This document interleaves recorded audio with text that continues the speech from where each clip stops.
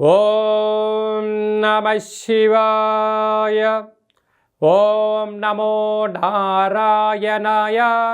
నరదృష్టి నివారణ కాళభైరవాయ నమో నమః.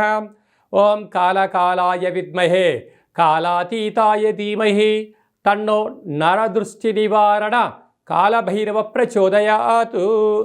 హరి ఓం.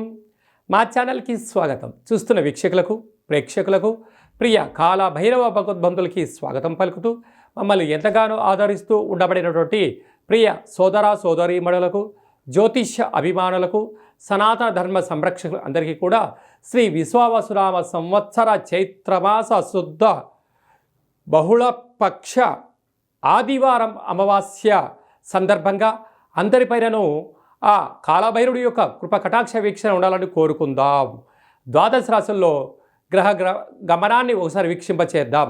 మేషరాశిలో ఏడాది తర్వాత రవి సంచార స్థితి, వృషభ రాశిలో దేవగురు బృహస్పతి చివరార్ధ సంచార స్థితి, కర్కాటక రాశిలో కుచ భగవానుడు నీచ భంగ రాజయోగ సంచార స్థితి, కన్యరాశిలో కేతు సంచార స్థితి, మీనరాశిలో చతుర్గ్రహ సంచార స్థితి, బుధ భగవానుడు శుక్ర భగవానుడు శని భగవానుడు రాహు భగవానుడు సంయోగ సంచార స్థితితో ద్వాదశ రాశుల్లో గ్రహ గమనాలు ఈ విధంగా ఉన్నాయి. మకర రాశి వారికి పూర్తిగా ఏళ్ళనాటి శని వెళ్ళిపోయిన తర్వాత వచ్చేటువంటి ఈ శనివారం శని త్రయోదశి ఆదివారం అమావాస్య సందర్భంగా ఎలాంటి విధి విధానాలు పాటించాలో ఈ వీడియోలో సవివరంగా సంపూర్ణంగా తెలుసుకుందాం. మకర రాశిలో ఏ నక్షత్రాలు వస్తారగా ఉత్తరాషాఢ నక్షత్రంలోని 2, 3, 4 పాదాలు, శ్రవణ నక్షత్రంలోని 4 పాదాలు, ధనిష్ఠ నక్షత్రంలో 1, 2 పాదాలు కలిపితే మకర రాశి. మకర రాశి వారికి తృతీయంలో చతుర్గ్రహ కూటమి బుధుడు శుక్రుడు, అలాగనే ఇక్కడ శని రాహుల సంచార స్థితి ఉండడం వల్ల ఎన్నో ఏళ్ళుగా ఏదో చెయ్యాలి, సాధించాలి, మరో మెట్టెక్కాలి అనే ప్రయత్నం చేసే వారందరూ కూడా తల్లిదండ్రుల యొక్క ఆశీస్సులు, గురువుల యొక్క ఆశీస్సులు, ఆధ్యాత్మిక చింతన ఎప్పుడైతే కలుగుతుందో మీరు అద్భుతమైన విజయాన్ని మీరు సాధిస్తారు. లేకపోతే అక్కడే కొట్టిమిట్టాడే పరిస్థితి ఉంటుంది.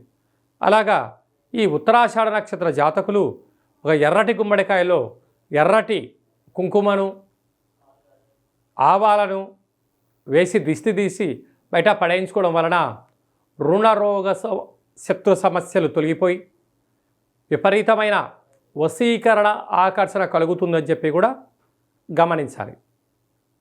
అలాగనే శ్రవణ నక్షత్ర జాతకులు ఎర్రటి గుమ్మడికాయలో బియ్యపిండి, తెల్లటి సున్నము, కొబ్బరికాయతో దిష్టి తీయించుకోవడం వలన మనశ్శాంతి, కంటి సమస్యలు, పంటి సమస్యలు తొలగిపోతాయి. అలాగే ధనిష్ఠ నక్షత్ర జాతకులు 7 కలర్లు కలిగినటువంటి కుంకుమను పోసి కొబ్బరికాయతో, ఎర్రటి కొబ్బరికాయతో, అంటే కొబ్బరికాయకు మంచి ఎరుపు రంగు పూసి దిష్టి తీయించుకోవడం వలన కుజ దోషాలు, సర్పదోషాలు, నాగదోషాలు, అంతర్గత శత్రు దోషాలు తొలగిపోతాయని చెప్పి కూడా గమనించాలి. అలాగే వీరికి ఏడాది తర్వాత అర్ధాష్టమ రవి సంచార స్థితి ఉండడం వలన దూరావాయు జల ప్రయాణాలు పెట్టుకోవద్దు. ఆవేశానికి దూరంగా ఉండండి, ఆలోచనగా ఉండండి, తల్లిదండ్రుల మాట వినండి, అంతా సజావుగా సాగుతుంది. సంతాన స్థానంలో గురువు సంచార స్థితి ఉండడం వలన వివాహమైన వారికి సంతాన యోగం, పిల్లల యొక్క చదువులు అభివృద్ధితో అంతా మంచి కలగబోతుందని చెప్పి కూడా గమనించాలి. అలాగనే సప్తమంలో కుజుడు ఉండడం వలన ప్రేమికులు చాలా జాగ్రత్తగా ఉండాలి, భార్యాభర్తలు అన్యోన్యంగా ఉండాలి.